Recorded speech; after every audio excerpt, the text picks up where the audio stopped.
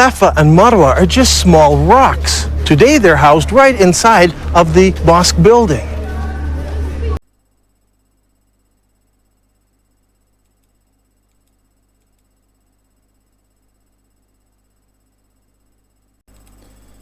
ദൈവനാമത്തിൽ മഹത്വമുണ്ടാകട്ടെ. വീണ്ടും വരുന്നവനായ നമ്മുടെ കർത്താവായ യേശു ക്രിസ്തുവിൻ്റെ അതിശ്രേഷ്ഠമായ നാമത്തിൽ ബ്രൈഡ് ഓഫ് ക്രൈസ്റ്റ് എന്ന യൂട്യൂബ് ചാനലിലേക്ക് ശ്രോതാക്കളെ നിങ്ങളെവരെയും വീണ്ടും സ്വാഗതം ചെയ്യുന്നതിൽ സന്തോഷമുണ്ട്. Are the foundations of Islam factual, അല്ലെങ്കിൽ ഇസ്ലാമിൻ്റെ അടിസ്ഥാനങ്ങൾ വസ്തുതാപരമോ എന്ന വിഷയത്തിൽ ഇത് 11ാമത്തെ എപ്പിസോഡായിട്ടാണ് നിങ്ങളുടെ മുമ്പിലായിരിക്കുന്നത്. കഴിഞ്ഞ എപ്പിസോഡുകളിലൊക്കെ നമ്മൾ ചില വിഷയങ്ങൾ ചിന്തിക്കുകയുണ്ടായിരുന്നു. അതിൻ്റെ ലിങ്കുകളൊക്കെയും ഡിസ്ക്രിപ്ഷനിൽ കൊടുക്കുന്നതാണ്. വീണ്ടും അതിലേക്ക് റിപ്പീറ്റേഷൻ അവോയ്ഡ് ചെയ്യാനാണ് ആഗ്രഹിക്കുന്നത്. എന്നാൽ കഴിഞ്ഞ അടുത്ത ചില വീഡിയോകളിൽ നമ്മൾ മെക്ക ഓർ ബെക്ക എന്ന വിഷയത്തിൽ ചില കാര്യങ്ങൾ ചിന്തിക്കുകയുണ്ടായിരുന്നു. അതിനകത്ത് നമ്മൾ മസ്ജിദ് അൽ ഹറാം, ദ ഫോർബിഡൻ സിറ്റി, അല്ലെങ്കിൽ ഈ മസ്ജിദ് എന്ന വാക്കെന്ന് പറഞ്ഞു, അല്ലെങ്കിൽ അവർ ദിശ നോക്കി പ്രാർത്ഥിക്കുന്ന സ്ഥലത്തിന്, അല്ലെങ്കിൽ അവിടെ കാബ എന്ന സ്ഥലത്തിന് എങ്ങനെയാണ് ഇതിൻ്റെ ചരിത്രം എന്ന കാര്യങ്ങൾ ചിന്തിക്കുകയുണ്ടായിരുന്നു. അതിനുശേഷം Kaaba and the black stone എന്ന വിഷയത്തെക്കുറിച്ച് നമ്മൾ ചിന്തിക്കുകയുണ്ടായിരുന്നു. ഇന്ന് നമുക്ക് ചിന്തിക്കുവാനുള്ളത് മർവ ആൻഡ് സാഫ എന്നൊരു വിഷയത്തിലാണ്. മർവ ആൻഡ് സാഫ എന്ന വിഷയത്തിൽ നമ്മൾ ഖുറാനിലെ റെഫറൻസും അതേപോലെ തന്നെ ബൈബിളിലെ റെഫറൻസുമായിട്ട് കമ്പയർ ചെയ്തുകൊണ്ട് എന്താണ് ഇവ തമ്മിലുള്ളൊരു വ്യത്യാസം, എന്താണ് വാസ്തവത്തിൽ നടന്നതെന്ന് ജിയോളജിക്കൽ സർവേ, ആർക്കിയോളജിക്കൽ സർവേ, ഹിസ്റ്റോറിയൻസിൻ്റെ റിപ്പോർട്ടുകൾ അനുസരിച്ചുകൊണ്ട് നമ്മൾ സ്ഥാപിക്കാൻ പോവുകയാണ്. ഖുറാനിലാകട്ടെ അൽ ബഖറ ചാപ്റ്റർ 2 വേഴ്സ് 158 ഇതിനെക്കുറിച്ച് പറഞ്ഞിരിക്കുന്നത്. അതായത് ഈ മർവ എന്ന സാഫ എന്ന രണ്ട് മൗണ്ടൻസ് തമ്മിൽ 7 ടൈംസ് അപ്പ് ആൻഡ് ഡൗൺ യാത്ര ചെയ്യുന്നതിനെ കുറിച്ചുകൊണ്ട് പറഞ്ഞിരിക്കുന്ന ഒരു കാര്യമാണ്. ബൈബിളിൽ ഇതിന് നല്ലൊരു റെക്കോർഡ് കൊടുത്തിട്ടുണ്ട്. ഉൽപ്പത്തിയുടെ പുസ്തകം 21-ാം അധ്യായത്തിൻ്റെ 10 തുടങ്ങി 20 വാക്യങ്ങളാണ് കാര്യമായിട്ടുള്ള അതിൻ്റെ റെക്കോർഡ് കൊടുത്തിരിക്കുന്നത്. ഞാനത് മലയാളത്തിൽ വായിക്കുന്നു. ഇംഗ്ലീഷിൽ നിങ്ങൾ ബൈബിൾ എടുത്ത് മലയാളം വായിക്കാൻ അറിയാത്തവർക്ക് ഇംഗ്ലീഷ് ബൈബിൾ എടുത്ത് റെഫർ ചെയ്യാവുന്നതാണ്. മിസ്രൈം ദാസി ഹാഗർ അബ്രാഹാമിന് പ്രസവിച്ച മകൻ പരിയാസി എന്ന് സാറ കണ്ടു അബ്രാഹാമിനോട്, ഈ ദാസിയെ മകനെയും പുറത്താക്കി കളയുക, ഈ ദാസിയുടെ മകൻ എൻ്റെ മകൻ ഇസാക്കിനോട് കൂടെ അവകാശിയാകരുത് എന്ന് പറഞ്ഞു. തൻ്റെ മകൻ നിമിത്തം ഈ കാര്യം അബ്രാഹാമിന് അനിഷ്ടമായി. എന്നാൽ ദൈവം അബ്രാഹാമിനോട്, ബാലൻ്റെ നിമിത്തവും ദാസിയുടെ നിമിത്തവും നിനക്ക് അനിഷ്ടം തോന്നരുത്. സാറ നിന്നോട് പറഞ്ഞതിലൊക്കെയും അവരുടെ വാക്കുകൾക്ക് ഇസ്ഹാക്കിൽ നിന്നുള്ളവരല്ലോ നിന്റെ സാക്ഷാൽ സന്തതി എന്ന് വിളിക്കപ്പെടുന്നത്. ശ്രദ്ധിക്കണം, ഇസ്ഹാക്കിൽ നിന്നുള്ളവരല്ലോ നിന്റെ സാക്ഷാൽ സന്തതി, സിംഗുലറാണ് ഉപയോഗിച്ചിരിക്കുന്നത്, വിളിക്കപ്പെടുന്നത്.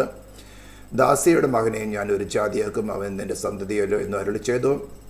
അബ്രാഹാം അധികാലത്ത് എഴുന്നേറ്റ് അപ്പവും ഒരു തുരുത്തി വെള്ളവും എടുത്ത് ആഗറിൻ്റെ തോളിൽ വെച്ചു, കുട്ടിയെയും എടുത്ത് അവളെ അയച്ചു. അവൾ പുറപ്പെട്ടു പോയി ബേർഷെബ മരുഭൂമിയിൽ ഉഴന്ന് നടന്നു. അത് ശ്രദ്ധിക്കണം, ബേർഷെബ മരുഭൂമിയിൽ ഉഴന്ന് നടന്നു. ബേർഷെബ എന്ന് പറയുന്നത് ജെറുസലേമിൽ ഹെബ്രോനടുത്ത്. അബ്രാഹാം വിളിക്കപ്പെട്ട ഊരിൽ നിന്ന് യാത്ര ചെയ്ത് ഇപ്പോൾ ആയിരിക്കുന്നത് ഹെബ്രോനിലാണ്. ഹെബ്രോനിൽ വെച്ച് ഈ കാര്യം സംഭവിക്കുമ്പോൾ ബേർഷെബ എന്ന് പറഞ്ഞത് മരുഭൂമി, അതായത് ജോർദാൻ്റെ സൈഡിലേക്ക് നടക്കുന്ന മരുഭൂമിയുടെ സ്ഥലമാണ് ആ കാര്യം പറയുന്നത്. അവിടെ നിന്നും ഖുറാനിൽ ക്ലെയിം ചെയ്തതായി മക്ക എന്ന സ്ഥലത്തേക്ക് ഏകദേശം ഇന്നത്തെ ലേറ്റസ്റ്റ് റോഡ് മാർഗം 1386 കിലോമീറ്റർ ദൂരമുണ്ട്. നിങ്ങൾക്കറിയാൻ സാധിക്കും, സൗദി അറേബ്യയുടെ സൗത്ത് ഭാഗത്തായിട്ട് കിടക്കുന്ന ഈ മക്ക എന്ന സ്ഥലം. അപ്പോൾ ആഗറിനെ സംബന്ധിച്ചിടത്തോളം ഇത്രയും ദൂരം അപ്പ് ആൻഡ് ഡൗൺ 7 ടൈംസ് യാത്ര ചെയ്യുക എന്നുള്ളതൊരു സ്വാഭാവികമായിട്ടും സമ്മതിക്കാൻ പറ്റുന്ന ഒരു കാര്യമല്ല, നമുക്കറിയാൻ സാധിക്കും. ഇനി തുടർന്ന് നമ്മൾ വായിക്കുന്നത്, തുരുത്തിയിലെ വെള്ളം ചെലവായ ശേഷം അവൾ കുട്ടിയെ ഒരു കുറുങ്കാട്ടിൽ തണലിട്ടു. അവൾ പോയി അതിനെതിരെ ഒരു അമ്പിൻ പാട് ദൂരത്തിരുന്നു. കുട്ടിയുടെ മരണം എനിക്ക് കാണേണ്ട എന്ന് പറഞ്ഞ് എതിരെ ഇരുന്ന് ഉറക്കെ കരഞ്ഞു. ദൈവം ബാലൻ്റെ നിലവിളി കേട്ടു. ദൈവത്തിൻ്റെ ദൂതൻ ആകാശത്തുനിന്ന് ഹാഗറിനെ വിളിച്ചു. അവളോട്, ഹാഗറെ നിനക്കെന്ത്, നീ ഭയപ്പെടേണ്ട, ബാലൻ ഇരിക്കുന്നിടത്ത് അവൻ്റെ നിലവിളി ദൈവം കേട്ടിരിക്കുന്നു. നീ ചെന്ന് ബാലനെ താങ്ങി എഴുന്നേൽപ്പിച്ചു കൊള്ളുക, ഞാൻ അവനെ ഒരു വലിയ ജാതിയാക്കുമെന്ന് അരുളി ചെയ്തു. ദൈവം അവളുടെ കണ്ണു തുറന്നു. അവൾ ഒരു നീരുറവ കണ്ടു. ചെന്ന് തുരുത്തിൽ വെള്ളം നിറച്ചു ബാലന് കുടിപ്പിച്ചു. ഈ വാക്യം വളരെ സ്പെസിഫിക്കാണ്, ദൈവത്തിൻ്റെ ആത്മാവിനെ രേഖപ്പെടുത്തിയിരിക്കുന്ന വാക്യം. ദൈവം അവളുടെ കണ്ണ് തുറന്നു. മലകൾ കയറി കാര്യങ്ങളൊന്നും പറഞ്ഞിട്ടില്ല. അവൾ ഇരിക്കുന്ന സ്ഥലത്ത് തന്നെ ആകാം. അതായത് അവളുടെ മാനുഷിക ദൃഷ്ടിയുടെ പരിധിക്കുള്ളിൽ ഒരു നീരുറവ അവൾ കണ്ടു. അവിടെ ചെന്ന് തുരുത്തിയിൽ വെള്ളം നിറച്ചു ബാലന് കുടിപ്പിച്ചു. ഇതിനകത്ത് സ്പെഷ്യൽ ഇൻ്റർപ്രിട്ടേഷൻ്റെയോ മറ്റൊന്നിൻ്റെയും തന്നെ ആവശ്യമില്ല. അവളുടെ ഹ്യൂമൻ ഐസ് കൊണ്ട്, മാനുഷ്യ കണ്ണുകൾ കൊണ്ട് ദൂരപരിധിക്ക് ഉള്ളിൽ തന്നെ ഒരു നീരുറവ അവിടെ നേരത്തെ ഉണ്ടായിരുന്നു. ദൈവം അവളുടെ കണ്ണ തുറന്നത്, നീരുറവയല്ല തുറന്നത്.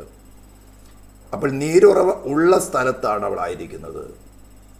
മരുഭൂമിയിൽ ആണെങ്കിൽ നീരുറവ ഉള്ള സ്ഥലത്ത്, അവിടെ നീരുറവ സൃഷ്ടിക്കുകയല്ല ചെയ്തിരിക്കുന്നത്, അവളുടെ കണ്ണാണ് തുറന്നത്, നീരുറവയല്ല തുറന്നത്. അവിടെ ഒരു നീരുറവ കണ്ടു, ചെന്ന് തുരുത്തി വെള്ളം നിറച്ചു, ബാലനെ കുടിപ്പിച്ചു. ദൈവം ബാലനോട് കൂടെ ഉണ്ടായിരുന്നു. അവൻ മരുഭൂമിയിൽ പാർത്തു, മുതിർന്നപ്പോൾ ഒരു വില്ലാളിയായി തീർന്നു. അതായത് ഈ ബേർഷബ എന്നിടത്തു നിന്നും മെക്കയിലേക്കുള്ള ഡിസ്റ്റൻസ്, ഇന്നത്തെ ലേറ്റസ്റ്റ് റോഡ് മാർഗം 1386 കിലോമീറ്റർ ഉണ്ട്. ഇനി ഖുറാനിലെ സവിശേഷത പറയുന്നത് മക്കയിൽ മർവ എന്നും സാഫ എന്ന 2 മൗണ്ടൻസ്, പാറകളല്ല മൗണ്ടൻസ് ഉണ്ടായിരുന്നു. ഈ കുഞ്ഞിൻ്റെ ദാഹം കണ്ട് അവൻ്റെ നിലവിളി കേട്ട് ഹാഗർ ഈ മൗണ്ടനിലേക്ക് നോക്കുമ്പോൾ മരുപ്പച്ച എന്ന് പറയും. അതായത് ഒരു മലയുടെ മുകളിൽ നിന്നോ താഴോട്ട് നോക്കുകയോ ചെയ്താൽ ദൂരത്ത് വെള്ളം കെട്ടിക്കിടക്കുന്നത് പോലെ നമുക്ക് തോന്നും. അതിന് മരുപ്പച്ച എന്നാണ് മലയാളത്തിൽ പറയുന്നത്. അപ്പോൾ അവൾ വെള്ളമുണ്ടെന്ന് കരുതി അവിടെ ചെല്ലുമ്പോൾ അവിടെയില്ല, കുറച്ച് ദൂരെയായിട്ട് മരുപ്പച്ച തോന്നും. നമുക്കത് കാണാൻ സാധിക്കും. ഇങ്ങനെയാണ് ഈ വനങ്ങളിൽ നിന്നോ അല്ലെങ്കിൽ കാട്ടിൽ നിന്നൊക്കെ മൃഗങ്ങൾക്ക് വെള്ളം കിട്ടാതാവുമ്പോൾ ഈ ജനവാസമുള്ള ഇടത്തേക്ക് ഇറങ്ങി വരാനുള്ള കാരണം ഇതാണ്. അങ്ങനെ അവൾ ഈ സാഫ എന്ന മൗണ്ടനിലേക്ക് കയറി ചെല്ലുമ്പോൾ അവൻ്റെ മൗണ്ടിൻ്റെ അപ്പുറത്ത് ഇതുപോലെ കാണുന്നു, ഇറങ്ങി നോക്കുന്നു, തിരിച്ചു വരുമ്പോൾ ഇല്ല. അപ്പോൾ ഈ മർവ മൗണ്ടനിലേക്ക് നോക്കുമ്പോൾ അവിടെ വെള്ളമുള്ളതായിട്ട് കാണുന്നു. അവിടേക്ക് ചെല്ലുമ്പോൾ ഈ മരുപ്പച്ച് മാറി കാണുകയാണ്. നമ്മുടെ ദൃഷ്ടിയുടെ പരിധിക്കുള്ളിൽ തന്നെ നമുക്കത് കാണാൻ സാധിക്കും. ഞാനിത് അനുഭവിച്ചിട്ടുള്ളതാണ്, നിങ്ങൾക്ക് അവരിത് അനുഭവിച്ചിട്ടുണ്ടായിരിക്കും. അങ്ങനെ ഈ സാഫ മൗണ്ടനെയും ഈ മർവ മൗണ്ടനെയും 7 times അവൾ അങ്ങോട്ടും ഇങ്ങോട്ടും യാത്ര ചെയ്തു എന്നാണ് പറയുന്നത്, വെള്ളത്തിന് വേണ്ടി. അതിനുശേഷമാണ് ദൈവം അവൾക്ക് സൂപ്പർ നാച്ചുറലായിട്ട് വെള്ളം പ്രൊവൈഡ് ചെയ്തു എന്നാണ് പറയുന്നത്. അതിനെ വിളിക്കുന്ന പേരാണ് സംസം വെല്ല് അല്ലെങ്കിൽ സംസം വാട്ടർ എന്ന് പറയുന്നത്. അടുത്ത എപ്പിസോഡ് നമ്മൾ അതിനെക്കുറിച്ച് ചിന്തിക്കും. അപ്പോൾ ഇതിനെക്കുറിച്ച് ഇനി ഞാൻ അധികമായി വിശദീകരണത്തിൻ്റെ ആവശ്യമില്ല. ബൈബിൾ ഡിസ്ക്രിപ്ഷനും അതുപോലെ തന്നെ ഹിസ്റ്റോറിക്കൽ ഡിസ്ക്രിപ്ഷനും അതുപോലെ തന്നെ ആർക്കിയോളജിക്കൽ പ്രൂഫുകൾ, ഹിസ്റ്റോറിക്കൽ പ്രൂഫുകൾ, ജിയോളജിക്കൽ പ്രൂഫുകൾ ഇന്ന് നമ്മുടെ കൺമുമ്പിലുണ്ട്. ഏത് വിശ്വസിക്കണം എന്നുള്ളത് നിങ്ങൾക്ക് തിരഞ്ഞെടുക്കാൻ സ്വാതന്ത്ര്യമുണ്ട്. ദൈവം നിങ്ങളെ സഹായിക്കട്ടെ. Distinctive feature in Petra is that it contains a very unique stream. Now, usually you have a valley with mountains on one side, mountains on the other, and a stream running down the center of the valley. But in this case, long ago, earthquakes cracked these mountains so that there is a crack in that mountain, water runs through that crack, across the valley, and out the crack in the other side. The Nabateans built a colonnaded street from one mountain to the other mountain, and beside it was a rainwater course. Let's go down there. Now, in Islam, one of the duties of the pilgrims is to go 7 times between 2 mountains called Marwa and Safa. What is interesting is that Bukhari tells us that Muhammad chose to do this, running in the rainwater course between the 2 mountains. But there are problems. Safa and Marwa are just small rocks. Today they're housed right inside of the mosque building. As you can see on this drawing, there was no rainwater course between these 2 rocks. But here in Petra, the description fits exactly from one mountain to the other.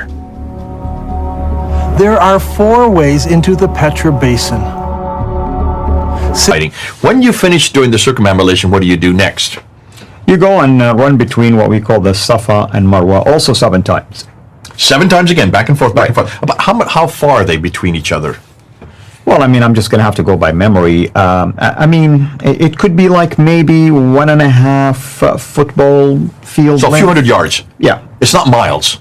No, not at all. And what is it you're running between?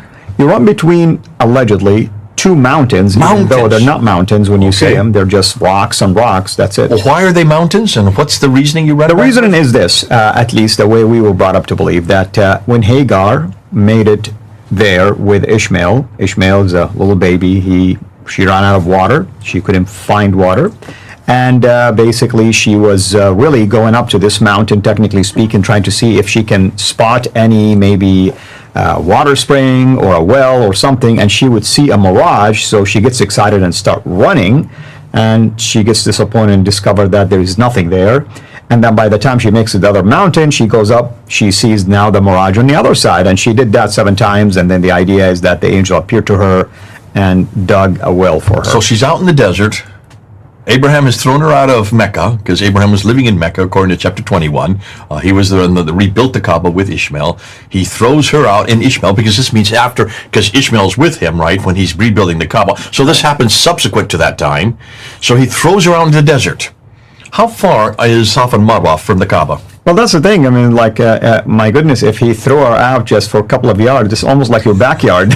It's just like right 30 there. 40 miles, you're just 40 yards away, right? Yeah, exactly. You walk If she's there. looking for water, why don't you just go and tap on someone's door and say, I need some water? That's assuming it was populated, right? And so you're going between 2 different mountains, right? So these are mountains, that means they're high, right? How high are these rocks that you go back and forth? Not at all. I mean, you wouldn't even call them mountain. I mean, it's like a few boulders, and you can even just climb. The children were the pictures. climbing up I got them right on there. it. The reason why they fenced it, as you can see now, because kids were playing on it. They're only Going up. about 10, 15, maybe 20 feet high. Not even. These are rocks that you can climb on. There's no springs climbing out of rocks that small. So obviously this is a facsimile. This is a symbolism of a event. This is not the real Marwa and Safa.